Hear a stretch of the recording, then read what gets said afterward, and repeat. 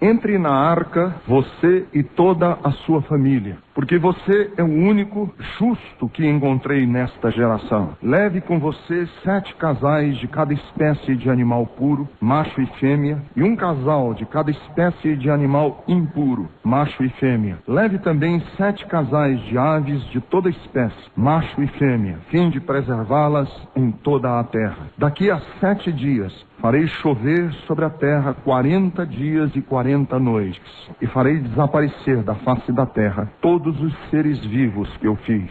E Noé fez tudo como o Senhor lhe tinha ordenado. Noé tinha 600 anos de idade quando as águas do dilúvio vieram sobre a terra. Noé, seus filhos, sua mulher e as mulheres de seus filhos entraram na arca por causa das águas do dilúvio. Casais de animais grandes, puros e impuros, de aves e de todos os animais, pequenos que se movem rente ao chão, vieram a Noé e entraram na arca, como Deus tinha ordenado. E depois dos 7 dias, as águas do dilúvio vieram sobre a terra.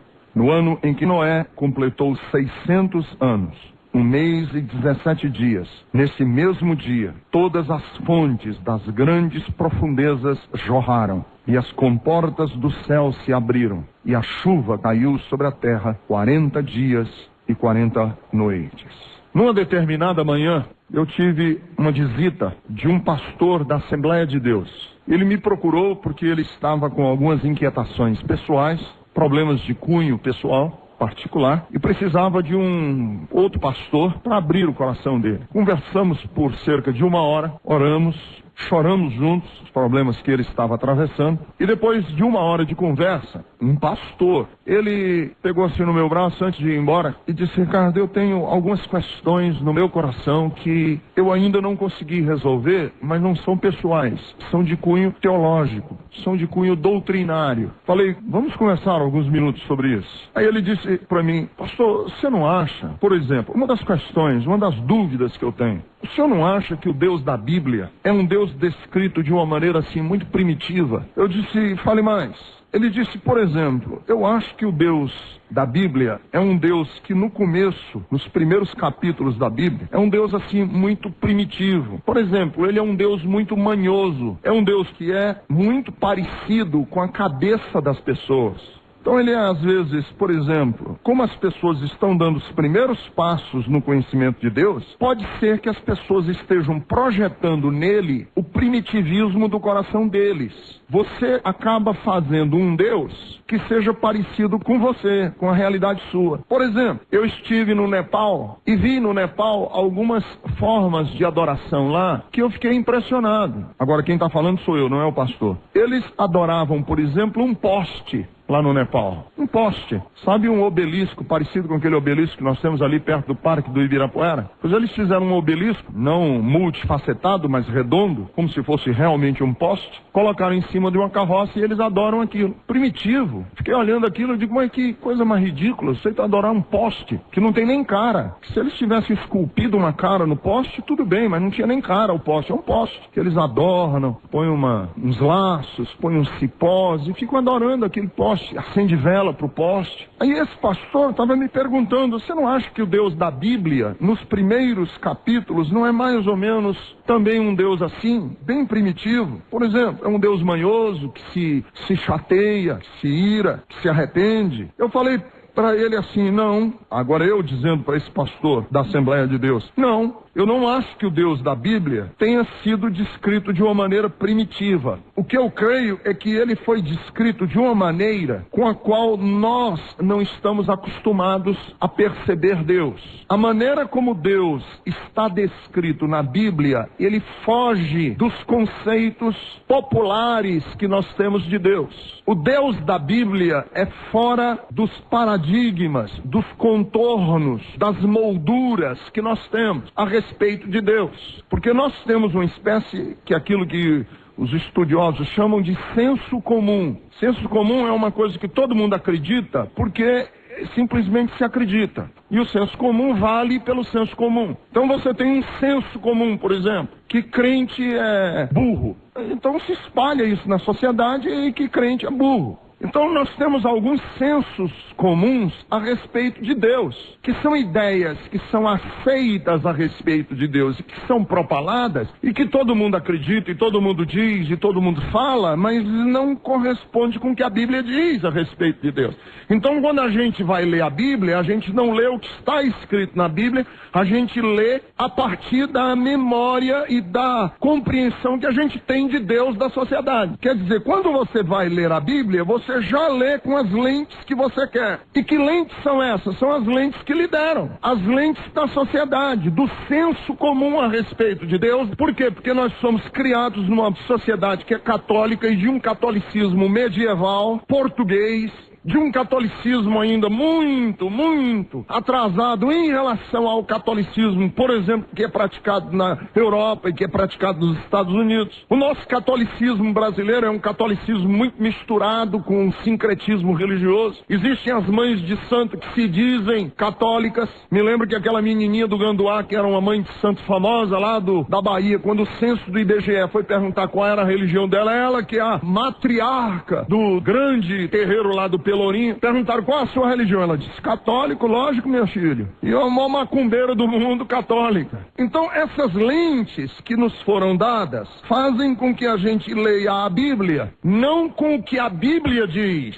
mas com aquilo que a gente espera que a Bíblia diga. Eu não leio a Bíblia como a Bíblia diz. Eu leio a Bíblia esperando que a Bíblia confirme aquilo que eu já sei. E o que eu já sei me foi dado pelo senso comum. O que eu já sei foi dado pela religiosidade popular. O que eu já sei foi dado pelo paganismo misturado com o cristianismo. O que eu já sei me foi dado por uma cultura que é católica nominal, nem católica praticante é. E essa cultura da qual eu faço parte me faz ler a Bíblia como eu acho que a Bíblia devia dizer algumas coisas. Então vejam bem, essa conversa com esse irmão me deixou cafifado. Porque alguns de nós têm a ideia de que o Deus da Bíblia seja conhecido na Bíblia de uma maneira progressiva. Os primeiros capítulos da Bíblia, o Deus da Bíblia é um Deus bem primitivão, bem tosco, e que à medida em que nós vamos lendo a Bíblia, ele vai se refinando, ele vai se tornando mais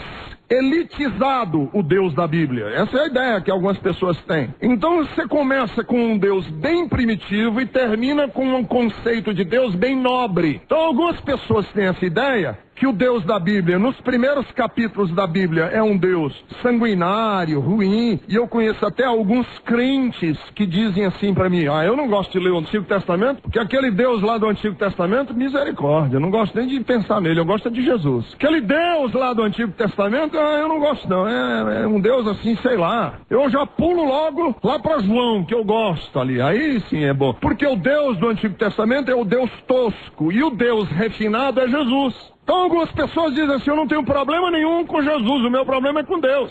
Eu gosto de Jesus, quem não gosta? Então o Deus refinado do Novo Testamento, todo mundo gosta. E o Deus, entre aspas, primitivo do Antigo Testamento, a gente sempre gosta de escantear. Tem gente que nem gosta de ler a Bíblia do Antigo Testamento. Quando eu disse que ia pregar no Antigo Testamento, que eu ia falar no livro de Gênesis, teve algumas pessoas que aproximaram-se de mim dizendo assim, pastor, pelo amor de Deus, não faz isso com a gente não. O Antigo Testamento e Gênesis vai ser horrível, porque o conceito que nós temos de Deus é um Deus que foge às nossas bitolas, às nossas vendas. As nossas vendas não estão permitindo que a gente veja Deus. Agora eu tenho boas notícias para vocês. É que o próprio Jesus disse, quem vê a mim vê o Pai. É que Jesus no Novo Testamento diz assim, eu e o Pai somos um. E que se você considera o Deus primitivo do Antigo Testamento um Deus tosco e violento, você tem que refazer a sua ideia de Jesus.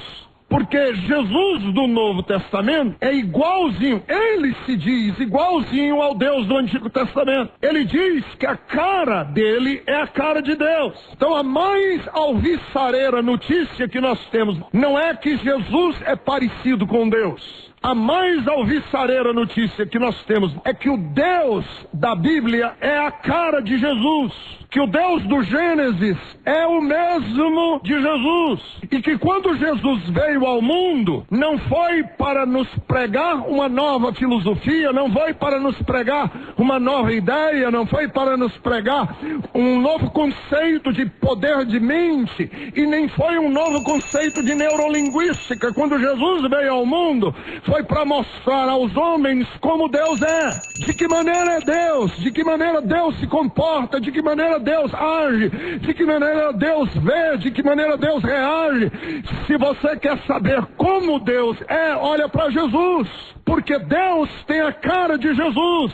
Você diz assim, como é que Deus, por exemplo, trataria os excluídos da sociedade? Olha para Jesus, como é que ele tratou os escravos, os endemoniados, as mulheres, como ele tratou os excluídos dos seus dias. Como é que Jesus trataria o poder imperial de uma nação que é hegemônica sobre todas as nações? Veja como Jesus se comportou em relação a Roma, que era o grande poder imperial da sua época. Como é que Jesus trata os pecadores? Veja Jesus lidando com a mulher que foi apanhada no próprio ato do adultério, e está todo mundo com pedras na mão para poder apedrejá-la. Como é que Jesus pensa a respeito do comportamento nosso como cristãos? Olha e ouça Jesus pregando e falando a parábola do bom samaritano. No que se refere a Deus e a pessoa de Jesus, o texto que nós lemos hoje tem toda uma conexão, porque o dilúvio, e existe toda uma discussão arqueológica, antropológica e teológica a respeito do dilúvio. Quando eu digo arqueológica, é porque existe um debate na arqueologia se houve realmente um cataclisma mundial. Porque esse cataclisma mundial que destruiu com a raça humana está impregnado não só na cultura judaica. Diversas culturas ao longo de toda a humanidade falam de um grande cataclisma que destruiu com a raça humana. Então os antropólogos, os arqueólogos, os estudiosos do comportamento ficam perguntando por que é que existe um remanescente, um resquício de todas as culturas que falam do dilúvio. Os geólogos, por exemplo, já têm estudado camadas em algumas sedimentações de pedra em que se detecta com clareza níveis de água, inclusive achados geológicos em que animais marinhos foram descobertos no cume de algumas montanhas, encravados em pedras. Então há toda uma discussão, e a discussão é a seguinte: é se o dilúvio aconteceu local, se foi um dilúvio que matou, destruiu o mundo, mas o mundo conhecido de então, ou se o dilúvio foi universal, global, se houve um dilúvio mundial. É toda uma discussão a respeito do dilúvio que eu acho que não convém. Isso deve ficar nos bancos dos estudiosos da teologia, e deve ficar nos bancos e deve se manter numa discussão mais apurada, talvez numa escola dominical. Não convém num culto como esse entrarmos nessas filigranas se foi local ou se foi global. Embora tenha alguém que ache que só em dizer que isso é uma filigrana já é uma agressão ao texto da Bíblia. Mas não é isso que eu quero dizer. O que eu quero dizer é que a mim não vale e nem é importante ficar discutindo se foi global ou se foi local. Se houve um dilúvio global e matou toda a raça humana, ou se a arca de Noé foi para aquela redondeza, para aquele mundo dele, para o mundo que ele vivia. A discussão é de mostrarmos que existe uma ponte entre a pessoa de Jesus no Novo Testamento e a arca que Noé construiu. Que assim como a arca representou para aquela cultura, entre aspas, uma tábua de salvação, um caminho pelo qual eles podiam entrar, no Novo Testamento agora não é mais uma arca, é uma pessoa. Que o dilúvio representa a iminência do juízo de Deus. E diante da iminência do juízo de Deus, Deus constrói ou manda que se construa ou coloca à disposição da raça humana um escape, um meio pelo qual você pode sair, um meio pelo qual você pode escapar. É isso que representa a arca. Vem sobre esta geração um juízo. Agora, é possível você escapar desse juízo, e quem provê o meio de escapar do juízo é Deus. E como é que Deus vai prover a maneira de você escapar do juízo? Ele simbolicamente, para aquela cultura, proveu uma arca. Mas ao longo da história bíblica, este mesmo padrão vai se repetir. Não é apenas uma arca que Deus provê. Deus vai prover ao longo de toda a história bíblica sempre um escape, sempre um meio pelo qual você possa sair. E aí nós vamos ver, por exemplo, quando Israel está preso na sua terra por causa de uma grande fome, e essa grande fome está para dizimar Israel. Deus provê um meio de Israel escapar dessa grande fome, e a pessoa que ele provê para escapar dessa grande fome é José do Egito, que por acaso o nome José em hebraico é o mesmo nome Jesus. Então José representa no Antigo Testamento a pessoa de Jesus no Novo Testamento. Quando Israel está debaixo da escravidão do Egito, assim como Deus proveu a arca, proveu José, ele proveu também um grande libertador do povo, que foi Moisés, e que a semelhança de Jesus, esse Moisés vai ser perseguido e caçado, porque ele não pode sobreviver, e existe todo um complô espiritual para que ele não sobreviva. Lembram que Moisés, as parteiras precisam esconder, porque Faraó baixou um decreto que todo rapaz, todo menino que nascesse na casa dos judeus, ele morreria? Pois bem, este que vai ser preservado em vida para ser o libertador e o escape, Moisés, é uma figura do Antigo Testamento daquele que vai ser Jesus. Quando Israel precisa sair, Deus vai mandar um juízo sobre o Egito, e o juízo é a morte de todo primogênito. O primeiro primogênito, quer dizer, o primogênito de cada família vai morrer, e aí o anjo da meia-noite vem matar o primogênito de toda a casa, e Deus diz assim: mas na casa do judeu, você lambuza com sangue os batentes da porta, lambuza de sangue o portal, em cima e dos lados, porque o anjo da morte, quando passar a meia-noite e vê o sangue na porta da casa do judeu, ele passa por cima, e este sangue que foi vertido para que o anjo da morte passe por cima é uma figura do Antigo Testamento da pessoa de Jesus no Novo Testamento. Então vejam, tem todo um viés na Bíblia em que o Deus da Bíblia se arvora do direito de executar juízo sobre o povo. E aí é que começa a nossa discussão a respeito de Deus. Por que é que Deus pode executar juízo? Primeiro, porque Ele é criador. Nós, ao contrário daqueles que creem num mundo naturalmente fechado, fisicamente fechado, acreditamos que o universo não aconteceu por acaso. Ele foi criado por Deus. E se Deus criou o universo, Deus tem a obrigação inerente ao fato de ser o Criador, Ele tem a obrigação de sustentar o universo que Ele criou, física, espiritual e moralmente. Então vejam bem, por que é que o Deus da Bíblia executa juízo sobre o povo? Porque Deus vê que o povo está debaixo de um jugo, de uma cultura que desobedece a Ele, que tem a obrigação de sustentar o universo, tanto física,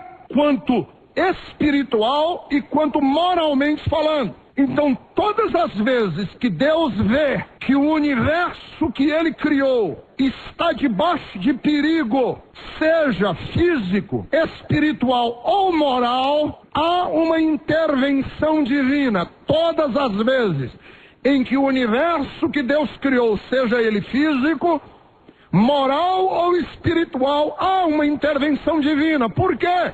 Porque este universo precisa ser sustentado, e se Deus deixar por conta própria, ele se desestrutura e se mata. Então veja bem, quando Deus no capítulo 6 do livro de Gênesis vê que a criação que Ele criou está debaixo de perigo, o texto da Bíblia diz que Deus se arrependeu e disse: não, eu não posso deixar acontecer. O homem vai colocar em perigo, vai colocar em risco a criação. E aí Deus resolve intervir. E quando Deus intervém com juízo. Isso nós falamos da semana passada. Agora vejam bem, qual é a ponte que nós fazemos com a pessoa de Jesus? A ponte que nós fazemos com a pessoa de Jesus é que nas intervenções divinas existe sempre um elemento de juízo implacável de Deus, de não permitir que o câncer da maldade e da perversidade se prolongue. Então Deus não permite que o câncer se prolongue e ele intervém. Quando Deus intervier na história da humanidade, ele vai chegar com uma intervenção radical. Nós temos grandes indicadores de que está muito perto uma intervenção divina. Existe um desequilíbrio ecológico que pode se desmantelar com uma velocidade incrível. Um desequilíbrio ecológico. O universo físico está se desmantelando. Os mares estão se aquecendo, as calotas polares estão se derretendo, espécies estão sendo extintas, a emissão de gás carbônico está criando um efeito estufa no planeta e a destruição da camada de ozônio. O universo está se desmantelando fisicamente. A Terra.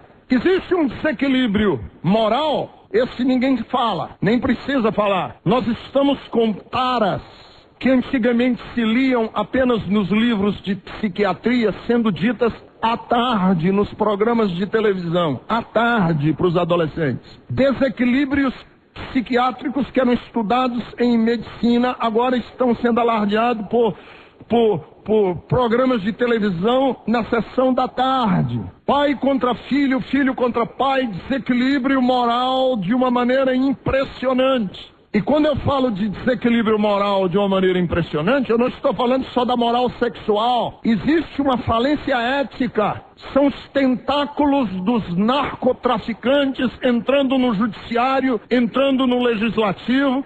São as grandes corporações multinacionais com rombos enormes nas suas contas.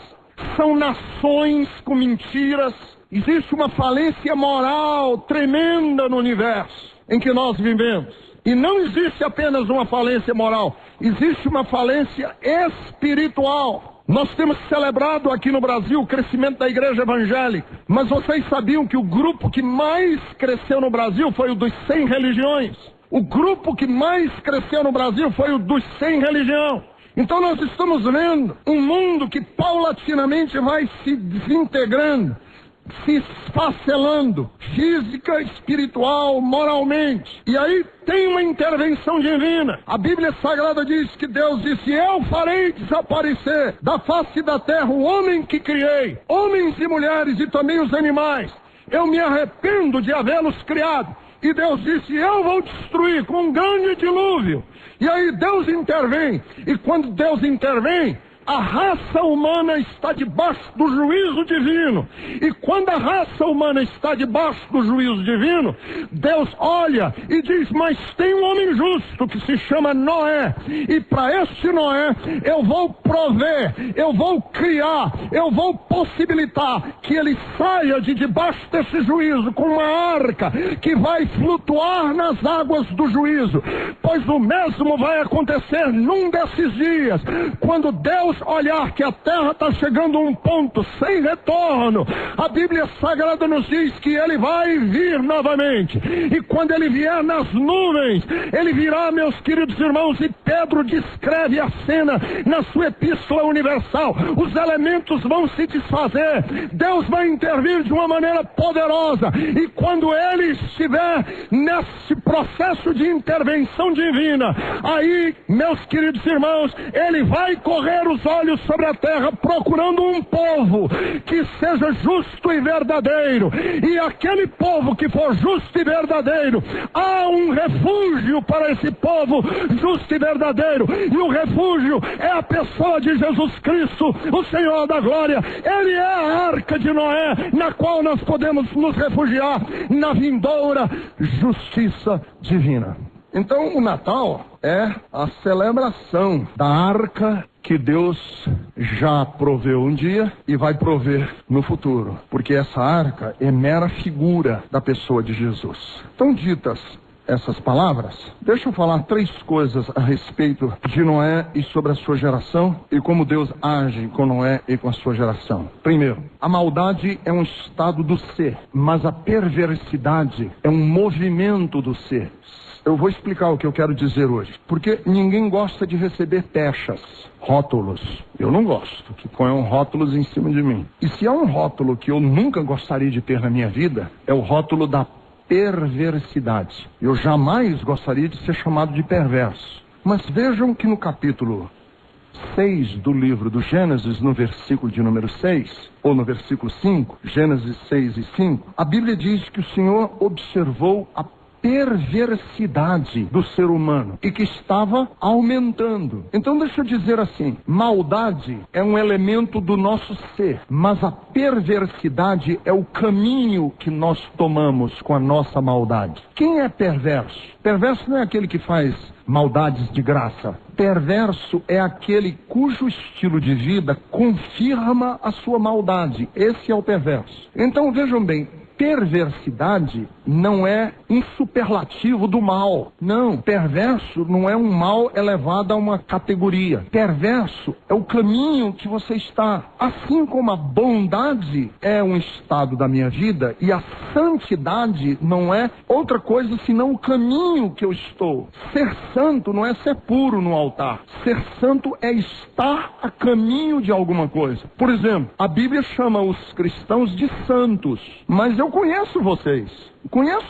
Eu sei que vocês não são santos. E como é que a Bíblia chama de santo? Conheço a maioria de vocês. Como é que me chama de santo se santo eu não sou? Porque santo não é um estado do ser. O santo é o caminho que a pessoa trilha. Quando a Bíblia diz assim, o bom, quando se põe no caminho da bondade, ele é santo. O mal, quando se põe a caminho da maldade, ele é perverso. Então a perversidade não é assim, um superlativo, que eu diga assim, olha, o cara é tão ruim que ele é perverso. Não, você pode ter um perverso que está só começando na perversidade, porque ele está confirmando aquilo que ele é no coração. Então vejam bem, o perverso, ele pode ser muito ou pouco perverso. Depende de quantos quilômetros ele já andou na sua perversidade ou na sua maldade. Então veja bem, eu posso cometer um mal. Vamos imaginar, adúltero. Eu cometi adultério. Isso é uma maldade.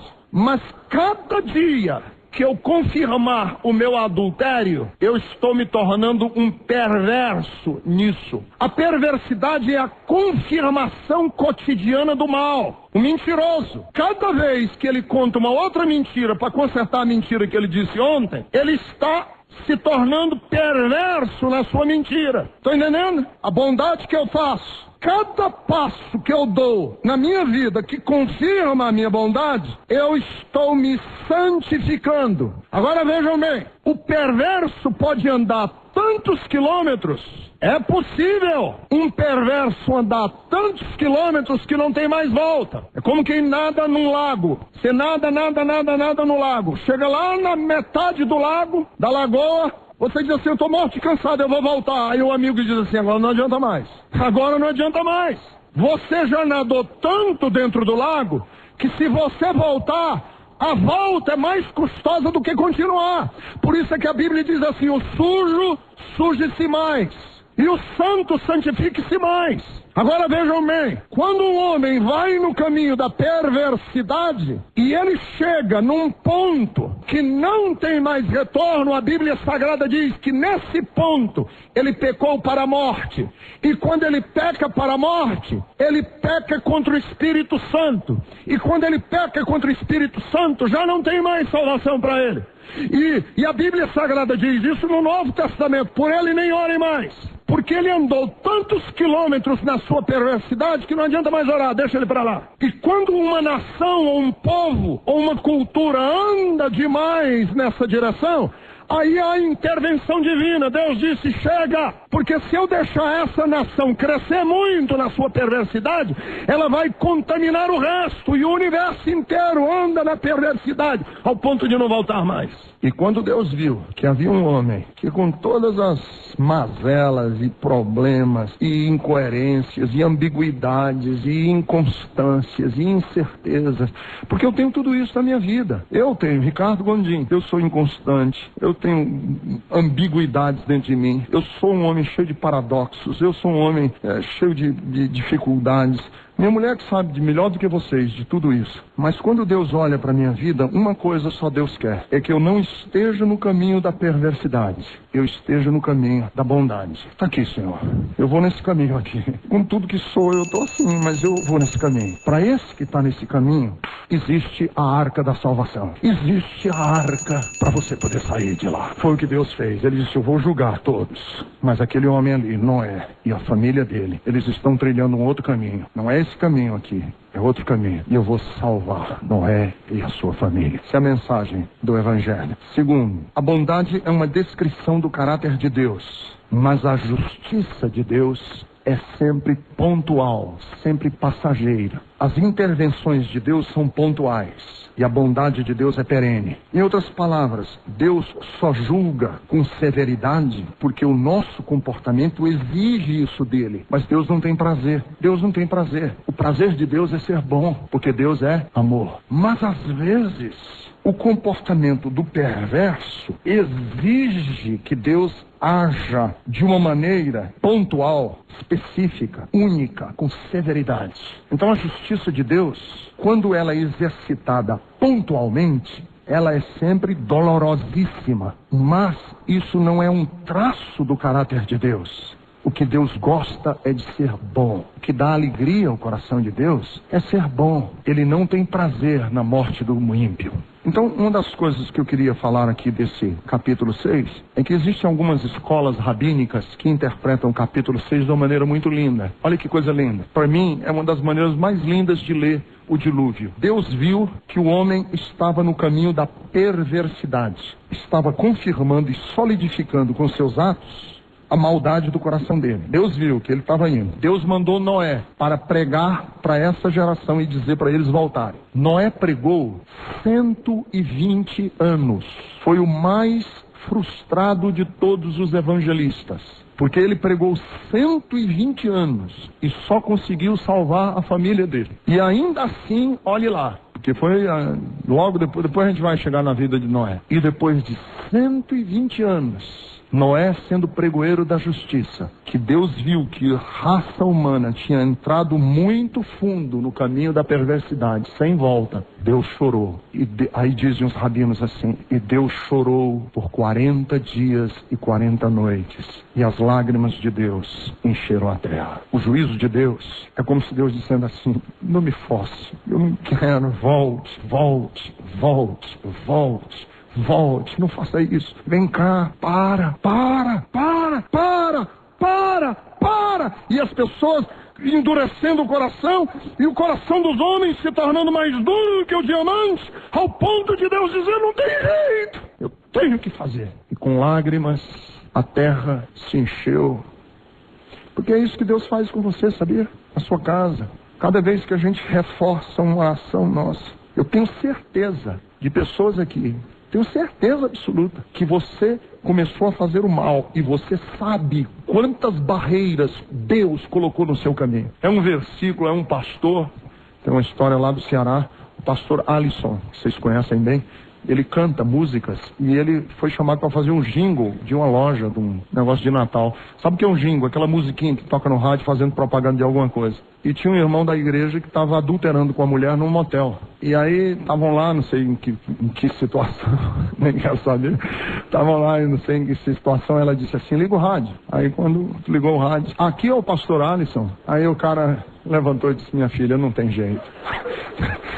Eu não funciono bem nessas horas, me dê licença, eu tenho que ir embora. Ligou para o pastor Alisson e disse, pastor, Deus não deixa eu pecar. Deus não me deixa pecar, Deus é tão bom, Ele vai colocando barreiras. Deus vai colocando barreiras e dizendo, para, porque isso é caminho de morte. E o juízo de Deus só vem quando já não há mais o que ser feito. E a nossa obstinação é tão grande que mesmo que um anjo gritasse do céu ou alguém ressuscitasse dentre os mortos, mesmo assim nós não ouviríamos. Nós continuaríamos fazendo. Aí Deus disse, então chega. E em terceiro e último lugar, no meio da maior desgraça, sobreviverá sempre a esperança. Que é a nossa mensagem nesse tempo. Irmãos, nós temos muito pouco que celebrar como humanidade. Como humanidade, nós temos tão pouco que celebrar. A África, como humanidade, pensem, a África, o interior do Nordeste, bombas caindo na cabeça dos palestinos, crianças judias morrendo dentro de ônibus que explodem, traficantes de droga executando a sangue frio. Como humanidade, nós temos tão pouco. Nós temos tão pouco. Aí você diz assim, pastor, o que é que nós temos para celebrar como humanidade num tempo como esse? Nós temos uma coisa linda para celebrar, sabe o que é? É que a arca ainda existe. Só que não é mais uma arca, é uma pessoa. Você pode olhar para cima, a Bíblia diz assim, quando verdes todas essas coisas, levantai as vossas cabeças, porque a vossa redenção está próxima.